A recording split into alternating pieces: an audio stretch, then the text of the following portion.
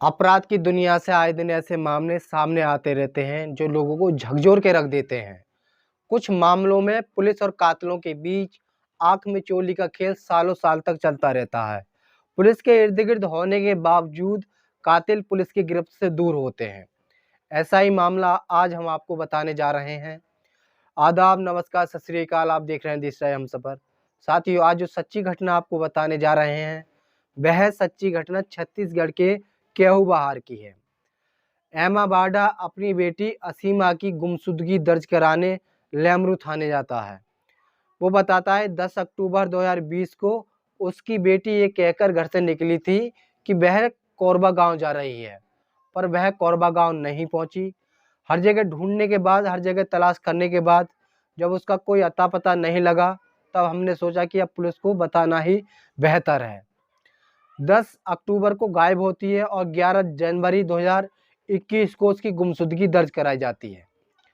थाना प्रभारी ये सोचते हैं, उनसे पूछते हैं कि 3 महीने के बाद अपनी बेटी की गुमशुदगी दर्ज कराते हो, 3 महीने आप कहाँ थे और तुमने 3 महीने बाद ही क्यों सोचा कि उसकी रिपोर्ट दर्ज कराई जाए? तो असीमा के घर वाले ये बताते हैं कि हमने इसलिए रिपोर्ट दर्ज नहीं कराई कि अगर हम रिपोर्ट दर्ज कराते तो वो बात जो प्रिंट मीडिया में छप जाती और हमारी बहुत ज़्यादा बदनामी होती। पुलिस वाले असीमा के घर वालों के आधार पर असीमा की गुमशुदगी दर्ज कर लेते हैं।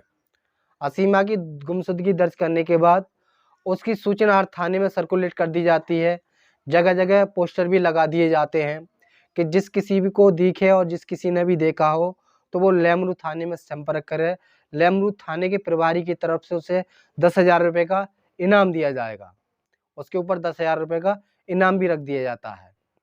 हर जगह उसे तलाश करा जाता है। जब उसका कहीं कोई पता नहीं लगता है तो लेमरू थाना प्रभारी सोचते हैं कि क्यों ना इसके घर से ही शुरुआत की जाए।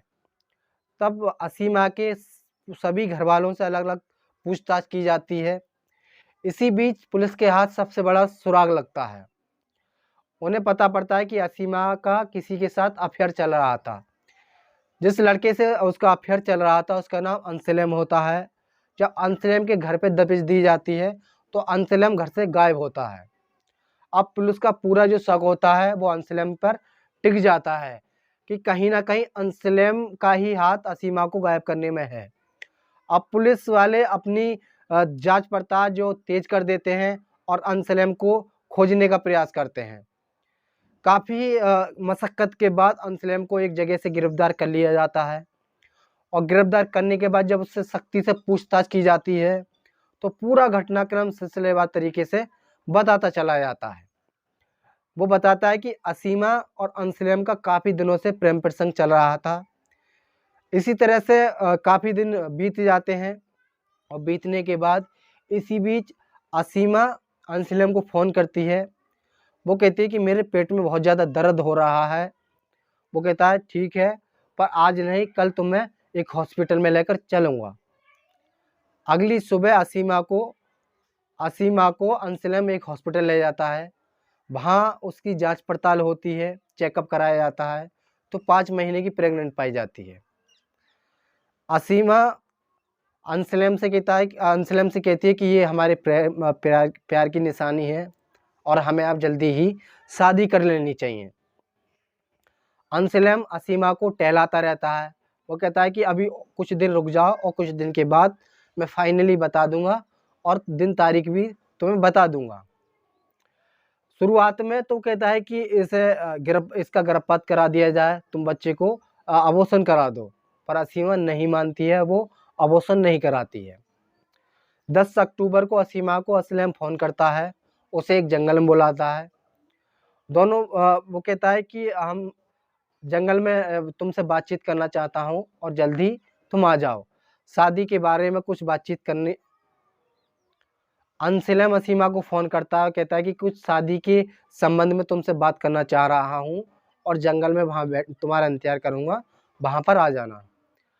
अंसलेम असीमा की बताई हुई जगह पर तुरंत पहुँच जाता है और वहाँ बातचीत करने के दौरान दोनों के बीच झगड़ा हो जाता है। झगड़ा इस कदर बढ़ जाता है कि अंसलेम असीमा का गला दबाकर उसको मौत के घाट उतार देता है। उसकी मौत के होने के बाद अंसलम उसे एक जंगल में फेंका आता है और खुद घर चला आता है। अंसलम की बताई जगह पर पुलिस वाले पहुंचते हैं। वहां पहुंचने के बाद असीमा की कुछ हड्डियां और कुछ बाल बरामद कर लिए जाते हैं। अब सबसे बड़ा सवाल ये था कि वो हड्डियां सच में असीमा की थी या किसी और की थी। पुलिस वाले असीमा के घर वालों का डीएनए टेस्ट लेते हैं। डीएनए टेस्ट की रिपोर्ट जब आती है तो ये साफ हो जाता है कि वो हड्डियां किसी और की नहीं होती बल्कि असीमा की होती हैं।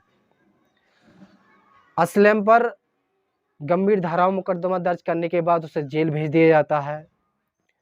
साथियों, कहानी को सुनाने का मतलब किसी को परेशान करना नहीं है, किसी का दिल दुखाना नहीं है। कहानी को सुनाने का मतलब आपको सजग करना है, आपको जागरूक करना है। आप कहीं भी रहें, सुरक्षित रहें, सावधान रहें, अपना और अपने परिवार का ध्यान रखें और देखते रहें दिस राय हमसफ़र। सबक एक को, सीख हम सबको। जय हिंद, जय भारत।